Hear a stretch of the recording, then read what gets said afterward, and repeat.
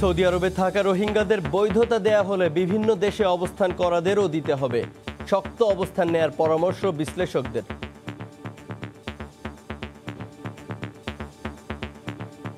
ভিন দেশে অবস্থানরত রোহিঙ্গাদেরকে আমাদের দেশে চাপিয়ে দেওয়ার জন্য একটা যে অপচেষ্টা চালানো হচ্ছে পাসপোর্ট নিয়ে, আমরা চাই না সৌদি সরকার এটা করুক। আমরা মনে করি রোহিঙ্গাদের কোনো অবস্থায় বাংলাদেশে পাসপোর্ট দেওয়া যাবে না। কোন রোহিঙ্গাকেই বাংলাদেশি পাসপোর্ট দেয়া হবে না, সাফ জবাব পাসপোর্ট অধিদপ্তরের। পাসপোর্ট না করে থাকে নতুন আবেদন করে, আমরা তো দুইটা কাজ করি, এটা সাক্ষাৎকার। আমরা আগের নির্দেশনায় আমরা কোনো রোহিঙ্গা যদি চিহ্নিত হয় তাকে পাসপোর্ট দিব না। দেখছিলেন বিশেষ শিরোনাম। সকালের সময় সঙ্গে আছি আমি জুবায়ের ফয়সাল। এবার অন্যান্য শীর্ষ সংবাদ। অটো প্রমোশন নয়, নিজস্ব পদ্ধতিতে মূল্যায়ন করবে স্কুলগুলো। জাতীয় শিক্ষা বোর্ডের বৈঠক শেষে ব্রিফিং। বিবেচনায় নেওয়া হবে অনলাইন ক্লাস, বাড়তে পারে ঝরে পড়ার সংখ্যা। রাজধানীর মোহাম্মদপুরে যুবকের লাশ উদ্ধার, পরিকল্পিত হত্যা অভিযোগ স্বজনদের।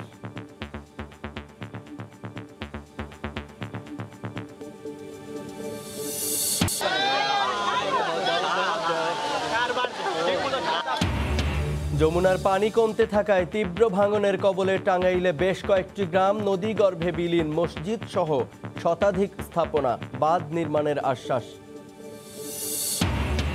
এবং বিশ্বের 11টি দেশে খোলা ইম্পোর্টের পেঁয়াজ না আসা পর্যন্ত স্থির হচ্ছে না বাজার। খাতুনগঞ্জের মজুদ শেষের পথে ফের বাড়ছে দাম।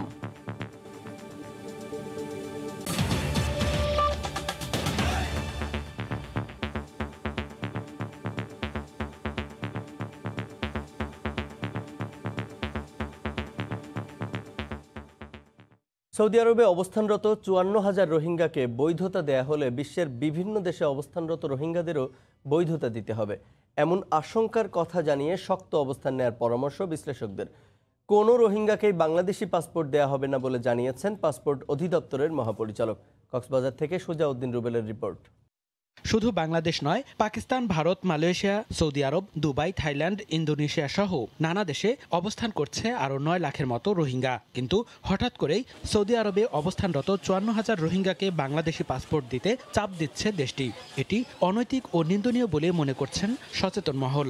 রোহিঙ্গাদেরকে নিয়ে বাংলাদেশ সরকার এমনিতেই চাপের মুখে আছে, আমরা অসহায় অবস্থায় আছি। ঠিক তেমনি এক মুহূর্তে ভিন দেশে অবস্থানরত রোহিঙ্গাদেরকে আমাদের দেশে চাপিয়ে দেওয়ার জন্য একটা যে অপচেষ্টা চালানো হচ্ছে পাসপোর্ট নিয়ে, আমরা চাই না সৌদি সরকার এটা করুক। রোহিঙ্গাদের যে বাংলাদেশের পাসপোর্ট দেওয়ার জন্য সৌদি আরব যে চাপ দিচ্ছে সেটা অনৈতিক। আমরা মনে করি সে অধিকার সৌদি আরবের নেই। আমরা মনে করি রোহিঙ্গাদের কোনো অবস্থায় বাংলাদেশে পাসপোর্ট দেওয়া যাবে না। সচেতন মহলের অভিযোগ, রোহিঙ্গা ইস্যুতে বিভিন্ন দেশ ও সংস্থা বাংলাদেশের উপর অন্যায়ভাবে চাপ সৃষ্টির চেষ্টা চালাচ্ছে। বাংলাদেশের দুর্বল পররাষ্ট্রনীতির কারণে, সরকারের নতজানু পররাষ্ট্রনীতির কারণে বিশ্বের বিভিন্ন মুরল দেশগুলো আমাদের উপর এই অন্যায় চাপ সৃষ্টি করার প্রয়াস পাচ্ছে। আর ইমিগ্রেশন ও পাসপোর্ট অধিদপ্তরের মহাপরিচালক জানালেন, কোনো রোহিঙ্গাকেই বাংলাদেশি পাসপোর্ট দেয়া হবে না। 17-এর আগে, 2017-এর আগে যারা বিভিন্ন জায়গায় আসছিল, তারা বাংলাদেশের বিভিন্ন জায়গায় যদি লুকায়িতভাবে পাসপোর্ট করে ফেলেও, তখন তো আমরা পারতেছিলাম। যদি পাসপোর্ট না করে থাকে নতুন আবেদন করে, আমরা তো দুইটা কাজ করি, এটা সাক্ষাৎকার। আমরা আগের নির্দেশনায় আমরা কোনো রোহিঙ্গা যদি চিহ্নিত হয় তাকে পাসপোর্ট দিব না। সৌদি আরবে অবস্থানরত 54,000 রোহিঙ্গার বিষয়টি নিয়ে 27 সেপ্টেম্বর জরুরি বৈঠকে বসবেন দুদেশের পররাষ্ট্রমন্ত্রী। সময় সংবাদ, কক্সবাজার। এদিকে রোহিঙ্গাদের বাংলাদেশি পাসপোর্ট দেওয়ার গুঞ্জনে দেশটির বাংলাদেশি কমিউনিটিতে দেখা দিয়েছে ঘোর উদ্বেগ। প্রবাসী বাংলাদেশিরা বলছেন, কূটনৈতিকভাবে এ সমস্যার সমাধান করা না গেলে আগামীতে বাংলাদেশের শ্রমবাজার ঝুঁকিতে পড়বে। জেদ্দা থেকে আল মামুন শিপনের রিপোর্টে বিস্তারিত।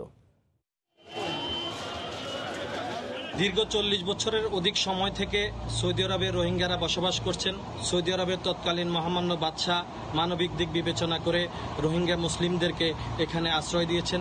এসব রোহিঙ্গারা বিশেষ করে পবিত্র নগরী মক্কা, মদিনা, জেদ্দা, তায়েফ, ইয়াম্বো সহ এসব অঞ্চলগুলোতে বসবাস করছেন।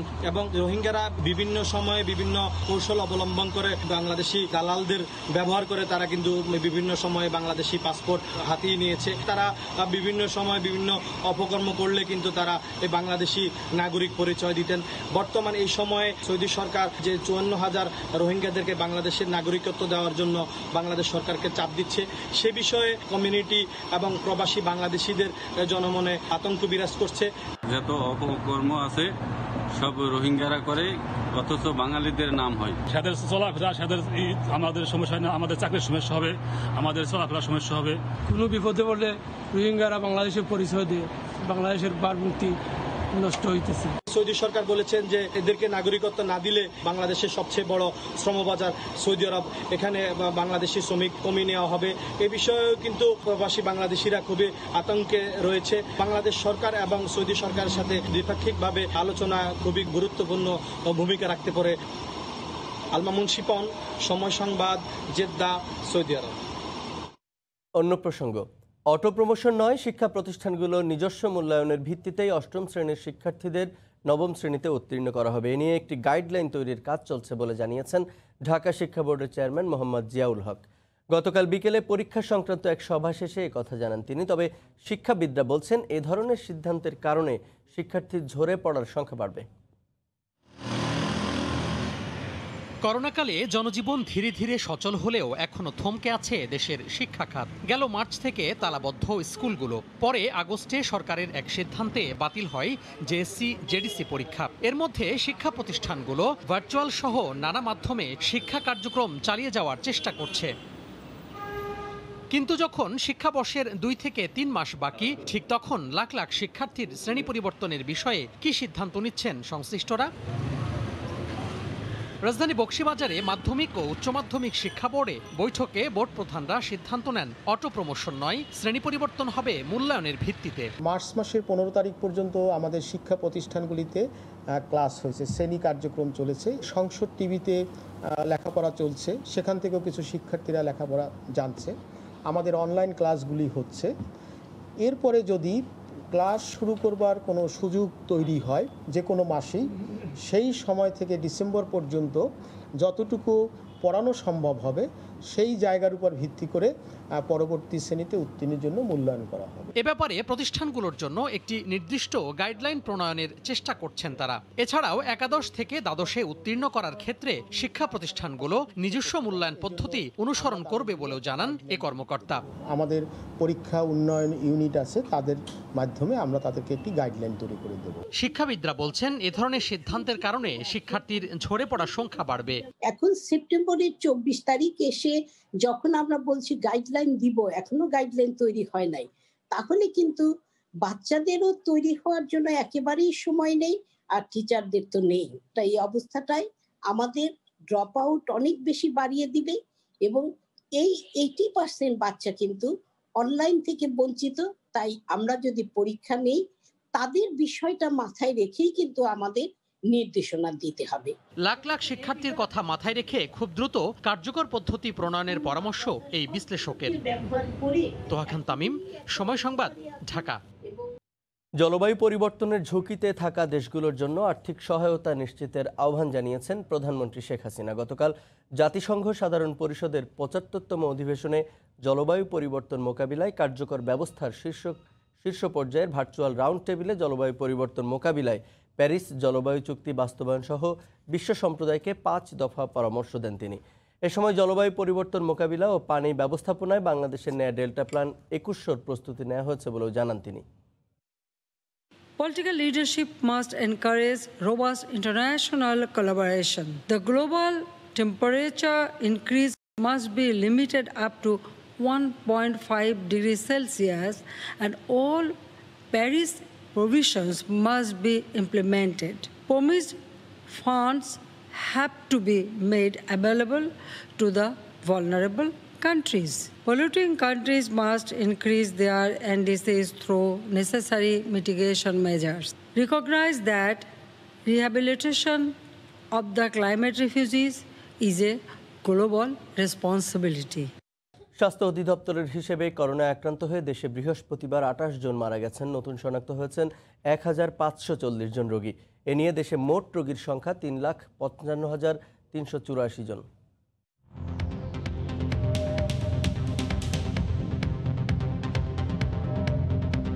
দেশে একদিনে নমুনা পরীক্ষা করা হয়েছে 12,900 জনের। এ পর্যন্ত মোট নমুনা পরীক্ষা করা হয়েছে 18,75,537 জনের। 24 ঘন্টায় নতুন করে 1,540 জনের দেহে করোনা শনাক্ত হয়েছে। এ নিয়ে মোট আক্রান্ত 3,55,384 জন।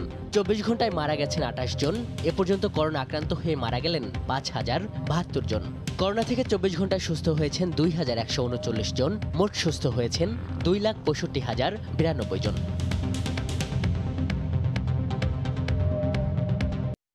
টাঙ্গাইলের যমুনা নদীতে পানি কমতে শুরু করায় আবারও তীব্র ভাঙনের কবলে পড়েছে টাঙ্গাইলের সদর উপজেলার চরপৌলি, কাকুয়া, বেলটিয়া বাড়িসহ বেশ কয়েকটি গ্রাম।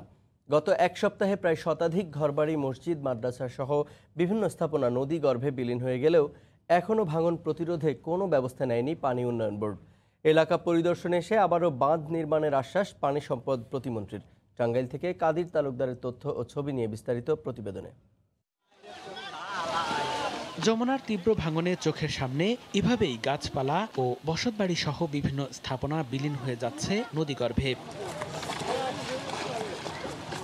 সাম্প্রতিক ভয়াবহ বন্যায় ক্ষয়ক্ষতির রেশ কাটতে না কাটতেই আবারও যমুনার ভাঙন শুরু হয়েছে টাঙ্গাইল সদর উপজেলার চরপৌলি, কাকুয়া, বেলটিয়া বাড়ি সহ অন্তত 5টি গ্রাম। প্রতিদিনই নতুন নতুন ঘরবাড়ি, মসজিদ, মাদ্রাসা বিলীন হয়ে যাচ্ছে নদীগর্ভে। ভাঙনের তীব্রতা এতটাই বেশি যে অনেকে ঘরবাড়ি সরিয়ে নেওয়ারও সুযোগ পাচ্ছেন না। ঘরবাড়ি ও ফসলি জমি হারিয়ে মানবেতর জীবনযাপন করছেন এসব মানুষ।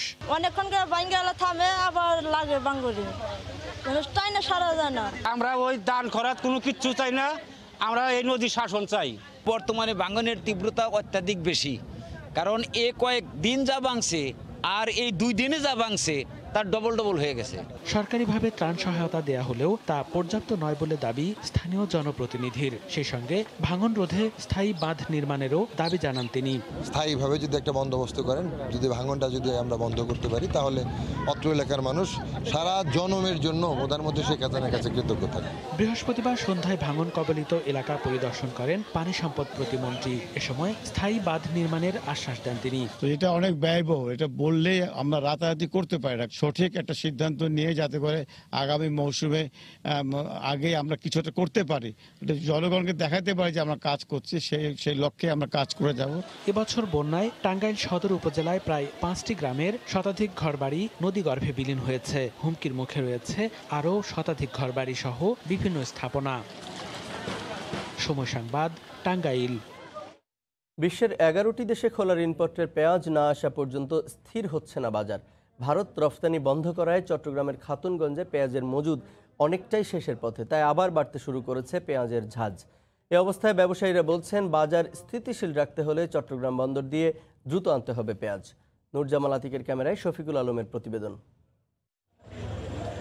প্রতিদিন চট্টগ্রামের খাতুনগঞ্জে স্থলবন্দরগুলো থেকে আসে 250 থেকে 300 মেট্রিক টন পেঁয়াজ। কিন্তু 14 সেপ্টেম্বর ভারত হঠাৎ পেঁয়াজ রপ্তানি বন্ধ করায় থমকে গেছে সরবরাহ। গুদামে থাকা পেঁয়াজও প্রায় এখন শেষ, তাই 2-1 দিনের ব্যবধানে আবারও 3 থেকে 6 টাকা বেড়ে কেজি বিক্রি হচ্ছে 65 থেকে 68 টাকার মধ্যে। যে পরিমাণ পেঁয়াজ খাতুনগঞ্জে আছে তাতে 2 থেকে 3 দিন যেতে পারে। এখন বর্তমানে যে পেঁয়াজগুলো আছে এগুলো বেচা কিনা যদি হয়ে যায়, বাইরে থেকে পেঁয়াজ না আসে, তাহলে পেঁয়াজের বাজারটা আরো বেড়ে যাবে। ব্যবসায়ী নেতারা বলছেন, মজুদ পেঁয়াজে আর কয়েকদিন বাজার সামাল দেওয়া যাবে, তবে বিভিন্ন দেশের পেঁয়াজ না আসা পর্যন্ত স্বাভাবিক হবে না বাজার। আগামী সপ্তাহে যদি পেঁয়াজগুলো যদি না আসে এবং ফুডের না আসে এবং না পৌঁছে আমাদের আড়তে, তাহলে অটোমেটিকলি আপনি দেখবেন তখন ক্রেতা ভোক্তা বেড়ে যাবে, ক্রেতা বেড়ে যাবে, আলটিমেটলি পেঁয়াজের দামটা বেড়ে যাবে। এদিকে সংশ্লিষ্ট মন্ত্রণালয়কে দ্রুত পেঁয়াজ আনতে আমদানিকারকদের সহায়তার দাবি জানিয়েছেন ব্যবসায়ী নেতারা। ব্যবসায়ীরা এখন একটা অনিশ্চয়তার মধ্যে চলে গেছে, যেমন যদি মালগুলি আসে ওই সময় যদি ভারত যদি আবার আমাদেরকে মাল দিতে শুরু করে, তারা যারা আমদানি করছে, আমদানিকারক, তারা হয়তো ক্ষতির মুখে পড়তে পারে। তো এদিক দিয়ে একটু সরকারের বিবেচনা করা উচিত। ভারতের নির্ভরশীলতার কারণে আজকে আমাদের যে সমস্যা হয়েছে, এটা সংকট কাটাতে আমার মনে হয় যতক্ষণ পর্যন্ত বিকল্প পথে আমরা পেঁয়াজ আমদানি করতে না পারবো, ততক্ষণ পর্যন্ত এটা একটা সমস্যা থেকেই যাবে। চট্টগ্রাম বন্দরের উদ্ভিদ সংঘনিরোধ কেন্দ্রের তথ্য মতে এ পর্যন্ত 65টি প্রতিষ্ঠান 11টি দেশ থেকে 1,35,000 মেট্রিক টন পেঁয়াজ আনার অনুমতিপত্র নিয়েছে। বেশ কিছু আমদানিকারক ও শিল্প প্রতিষ্ঠানের পেঁয়াজ আসার পথে। শফিকুল আলম, সময় সংবাদ, চট্টগ্রাম। উন্নত বিশ্বের স্বাস্থ্যসেবার মডেলে ফার্মাসিস্ট গুরুত্বপূর্ণ ভূমিকা পালন করলেও এখনও দেশের সরকারি হাসপাতালে গ্র্যাজুয়েট ফার্মাসিস্টের কোনো পদই নেই। হাসপাতালের ফার্মেসি ও অন্তর্বিভাগে গ্র্যাজুয়েট ফার্মাসিস্ট না থাকায় অহরহ ভুল চিকিৎসার শিকারও হচ্ছেন রোগীরা। মানসম্পন্ন স্বাস্থ্যসেবা নিশ্চিত করতে দেশের প্রতিটি হাসপাতালে গ্র্যাজুয়েট ফার্মাসিস্ট নিয়োগের আহ্বান বিশেষজ্ঞদের। বিশ্ব ফার্মাসিস্ট দিবসে দেখুন মুজাহিদ শুভর প্রতিবেদন। জাতীয় হৃদরোগ হাসপাতাল পরিচালিত দুটি ফার্মেসির কোনোটিতেই গ্র্যাজুয়েট কোনো ফার্মাসিস্ট নেই। ডিপ্লোমা বা বি গ্রেড ফার্মাসিস্ট 2-3 জন থাকলেও বৃহৎ এই হাসপাতালের ফার্মেসি চলছে নন ফার্মাসিস্টদের নিয়ে। গ্র্যাজুয়েট ফার্মাসিস্ট পাওয়া যায় তাহলে অবশ্যই ম্যানেজমেন্ট অনেক ভালো হবে। হাতে গোনা কয়েকটি বেসরকারি হাসপাতালের ফার্মেসিতে রয়েছে গ্র্যাজুয়েট ফার্মাসিস্ট। উন্নত বিশ্বে হাসপাতালের নিজস্ব ফার্মেসি ছাড়াও প্রতি 25 শয্যার বিপরীতে একজন গ্র্যাজুয়েট ফার্মাসিস্ট থাকলেও দেশের সরকারি হাসপাতালে গ্র্যাজুয়েটদের কোনো পদই নেই। অথচ হাসপাতালে ভর্তি থাকা রোগীর প্রেসক্রিপশন যাচাই করে রোগীকে বুঝিয়ে দেয়া, ওষুধের ব্যবহারবিধি ও সংরক্ষণ নিয়ে সঠিক পরামর্শ দিতে পারেন বিশ্ববিদ্যালয় থেকে স্নাতক ডিগ্রি নেয়া একজন ফার্মাসিস্ট। একজন ট্রেইন ভালো যোগ্য ফার্মাসিস্ট অবশ্যই দরকার, রোগীর স্বার্থেই দরকার। কারণ রুগীও কিন্তু অনেক সময় বুঝবে না, উল্টাপাল্টা ওষুধ নিজের ইচ্ছা মতো খাবে, তাতে দেখবেন ক্ষতিও তো তার হতে পারে। হাসপাতালে সেবাদানের সুযোগ না থাকায় ফার্মাসিস্টদের 90% কাজ করছেন ওষুধ কোম্পানিতে। বিশেষজ্ঞরা বলছেন সরাসরি রোগীর সেবায় ভূমিকা রাখতে না পারায় অনেক ক্ষেত্রেই সঠিক চিকিৎসা থেকে বঞ্চিত হচ্ছেন রোগীরা। 2016 ড্রাগ পলিসিতে পরিষ্কারভাবে বলা আছে যে হসপিটালে ফার্মাসিস্ট রাখতে হবে, হসপিটাল ফার্মেসি চালু করতে হবে। স্বাস্থ্য সেবার মান উন্নত করতে হলে, স্বাস্থ্যক্ষেত্রে যে ধরনের স্বাস্থ্য ঝুঁকি হচ্ছে এগুলো কমাতে হলে হসপিটালে ফার্মাসিস্ট দিতে হবে। টোটাল ট্রিটমেন্ট সিস্টেমে একজন রেজিস্টার্ড ফার্মাসিস্ট অংশগ্রহণ করবে, তবে আমি নিশ্চিত করেই বলতে পারি যে কোয়ালিটি অফ ট্রিটমেন্ট অবশ্যই ইমপ্রুভ করবে। এতে করে রাষ্ট্রের 2 ধরনের লাভ হবে। একটা হচ্ছে যাদের জবে প্রবলেম হচ্ছে সেই জবটা তারা পাচ্ছে, অন্যদিকে পেশেন্ট একটা বেটার সার্ভিস পাচ্ছে। 2018 সালে স্বাস্থ্য অধিদপ্তর হসপিটাল ফার্মাসিস্ট নিয়োগে সরকারি গেজেট প্রকাশ করলেও আজও তা বাস্তবায়ন হয়নি। সমস্যা সমাধানে স্বপ্রণোদিত হয়ে কাজ করার দাবি বাংলাদেশ ফার্মেসি কাউন্সিলের। নিয়োগ বিধি, ফার্মাসিস্টদের দায়িত্ব, তারপর পরিদপ্তর, জনপ্রশাসন মন্ত্রণালয়ের চেকলিস্ট অনুযায়ী সেটা করে দেওয়া। যেভাবে কাজ চলতেছে আমরা আশা করছি যে আগামী 1 বছরের মধ্যে হবে। হাসপাতালের অন্তর্বিভাগেও কোনো পদ না থাকায় গ্র্যাজুয়েট ফার্মাসিস্টদের যাবতীয় দায়িত্ব পালন করতে হচ্ছে চিকিৎসক বা নার্সদের। এতে রোগীরা শারীরিক বা অর্থনৈতিকভাবে কতটা ক্ষতির শিকার হচ্ছেন সেটিরও সঠিক কোনো পরিসংখ্যান নেই কারো কাছেই। মুজাহিদ শুভ, সময় সংবাদ, ঢাকা। সকালের সময়ের শীর্ষ সংবাদগুলো জানিয়ে দিচ্ছি আরেকবার। সৌদি আরবে থাকা রোহিঙ্গাদের বৈধতা দেয়া হলে বিভিন্ন দেশে অবস্থান করাদেরও দিতে হবে। শক্ত অবস্থান নেয়ার পরামর্শ বিশ্লেষকদের।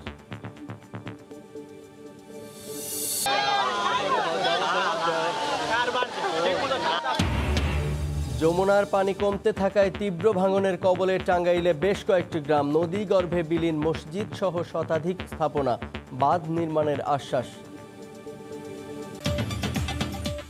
এই ছিল সকালের সময়, সঙ্গে থাকুন সময়।